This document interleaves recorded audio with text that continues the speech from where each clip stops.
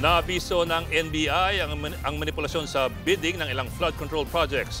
May ilang contractors na nakuha ng proyekto pero magkakapareho lamang ang mga opisyal. Nasa frontline na balitang yan si Camille Samonte.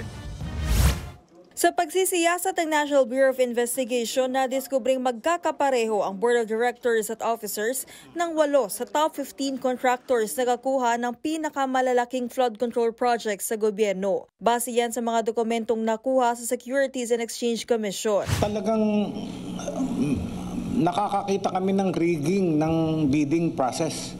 Isusumite ng NBI sa DOJ ang kanilang initial report kasama ang mga pangalan ng DPWH officials at contractors na posibleng sampahan ng reklamo. Kabilang dito ang mga kumpanya ng mag-asawang Curly at Sara Diskaya. 2 sa kanilang kumpanya ang nanalo pa sa bidding para sa 12-story NBI headquarters sa Taft Avenue, Manila. Batay sa DPWH website, May 8, 2024 na award ang kontrata na nagkakahalaga ng higit 400 million pesos para sa Phase 1 ng NBI headquarters. Si Curly Diskaya ang nakalagay na managing officer. I'm not saying na merong kalokohan nangyari. But then, iimbestigahan namin. Ano ba ito? Baka hindi magawa yung building namin. Baka kulang-kulang yung substandard yung bakal. Nandun kami, lumindol, bumagsak yung building namin.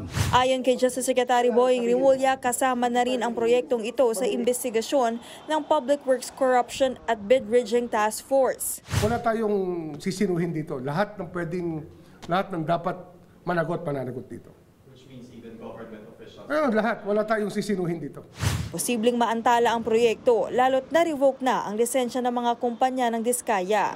Kung wala pang natatapos, kailangan nilang ibalik ang pondo ng gobyerno.